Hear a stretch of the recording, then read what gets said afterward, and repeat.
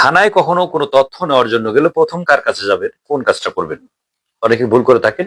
অনেকে বিভিন্ন কাজের জন্য আমরা নথিপত্র সংগ্রহ করার জন্য আমরা থানায় যাই। থানায় যাওয়ার পরে দেখা যাচ্ছে যার কাছে যাওয়ার কথা সেখানে যাচ্ছি না। আরেকজনের কাছে যেয়ে জিজ্ঞেস করতেছি। অন্য আরেকজনের কাছে জিজ্ঞেস করি, তখন তিনি বলে, "আমার কাছে তো না, এটা অমুক জায়গায় যান।" ওখানে গেলে উনি বলেছে, "আমি তো না, এটা অমুকের কাছে যান।" এইভাবে দেখা যাচ্ছে ৩-৪ জনের সাথে যখন আপনি কথা বলে থাকেন, তখন আপনার মনে একটা বিরক্তির ভাব চলে আসে যে, "আমি কোথায় আসলাম?" থানা হচ্ছে একটা তথ্য পাওয়ার জায়গা। আমি থানায় আসছি সেবা নেওয়ার জন্য। আমি সেবা তো পাচ্ছি না, বরং উল্টা হয়রানি হচ্ছে। এরকম আজকেই আজকে থানায় একজন আমাকে বলেই ফেলছে যে, "ভাই কোথায় আসলাম?" এখানে ডিউটি অফিসারের কাছে বললাম, উনি বলল, "ওসি স্যার আছে, ওসি স্যারের কাছে যান।" এখন ওসি স্যার তো নাই। ওখানে গেলাম, বলে যে, "পরে আসেন।" এটা কি রে ভাই? আসলে আপনি জানেন না। উনি জানেন না তাই এই কথাটা বলছেন। আসলে নিজেরও কষ্ট লাগে যে আপনি যখন না বুঝেই মন্তব্য করেন তখন নিজেরও কষ্ট লাগে। থানায় গেলে ১ম যে কাজটা করবেন, যদি আপনি কোন মামলা সংক্রান্ত তথ্য নিতে চান, সেটা হলো থানার মামলা হইতে পারে, কোর্টের মামলা হইতে পারে। কোর্টে একটা মামলা করছেন, এবার অন্য একজন একটা মামলা করছে, এটা আপনি জানতে চাচ্ছেন। অথবা আপনার আত্মীয় একটা মামলা করছে, ওই মামলার নাম্বারটা জানতে চাচ্ছেন। অথবা আপনার পরিবারের লোকজনের নামে মামলা করছে, অমুক একটা মামলা করছে, সেই সম্পর্কে জানবেন। এই মামলার কপিটা সংগ্রহ করবেন। এই তথ্যগুলো, তারপর একটা জামিন হয়ে আসছেন, একটা রিকল দিয়েছে আপনাকে, পড়ানো ফেরত একটা কাগজ দিয়েছে, সেই কাগজটা জমা দেওয়ার ক্ষেত্রে আপনি থানার যাবতীয় তথ্যগুলো সংগ্রহ করার জন্য আপনি যেখানে যাবেন সেটা হচ্ছে জুনিয়র সেরেস্তা। থানার ভিতরে ঢোকার পরে দেখবেন যে ডিউটি অফিসার লেখা আছে, অফিসার ইনচার্জ লেখা আছে, দরজার সামনে লেখা থাকে। আবার লেখা যায় যে ইন্সপেক্টর তদন্ত লেখা থাকে, ইন্সপেক্টর অপারেশন লেখা থাকে, জুনিয়র সেরেস্তা লেখা থাকে, কমিউনিটি পুলিশিং অফিস লেখা থাকে, এসআই দের কক্ষ লেখা থাকে, এএসআই দের কক্ষ লেখা থাকে। তারপর দেখা যাচ্ছে হল রুম থাকে, থানা ভেদে থাকে। তো যেখানে আপনি লেখা দেখবেন জুনিয়র সেরেস্তা, কাউকে আপনার জিজ্ঞেস করার দরকার নেই। যদি আপনি একটু লেখাপড়া জানেন, কাউকে জিজ্ঞেস করার দরকার নেই। জুনিয়র সেরেস্তা যে লেখাটা, ওই রুমে ঢুকে পড়বেন।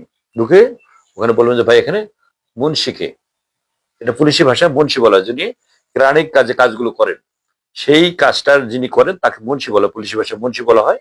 এই রুমে গিয়ে আপনি যেকোনো যারা ওখানে বসে থাকে তারাই সাধারণত এই কাজগুলো করে থাকে।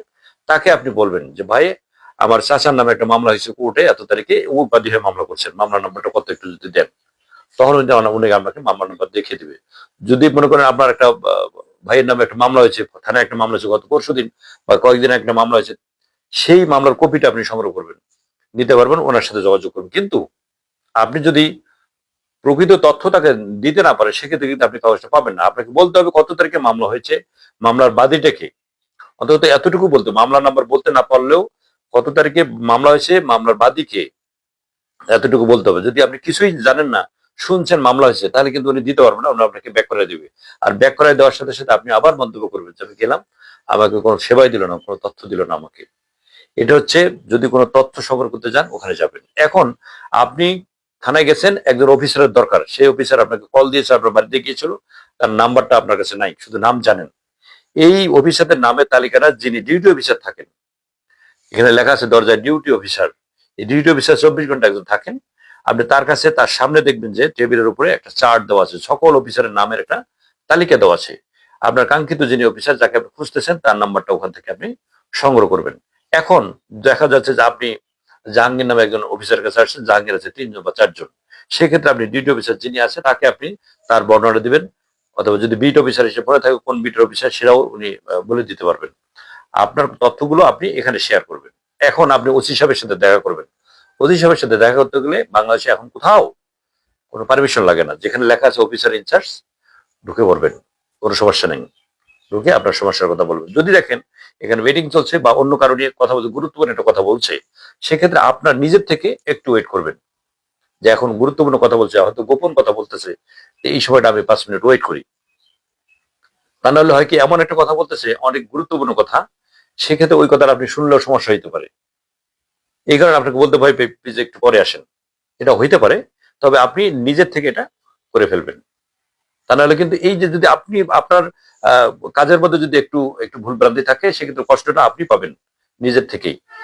গ্রামের অনেক প্রান্তিক মানুষ এই বিষয়গুলো জানেন না। অসহায় যে মানুষগুলো আছে, গরিব মানুষ, অশিক্ষিত মানুষ, এরা অনেকেই জানেন না। অনেকে দ্বারস্থ হন যে, "আমি এখানে যাবো, ওখানে যাবো, এটা করবো, সেটা করবো।" তাদের জন্য এই ভিডিওটি শেয়ার করে দিবেন। তাহলে আপনার শেয়ারের মাধ্যমে তার একটু জানা হয়ে গেল। ভালো থাকবেন, সুস্থ থাকবেন, নিরাপদে পথ চলবেন। আসসালামু আলাইকুম।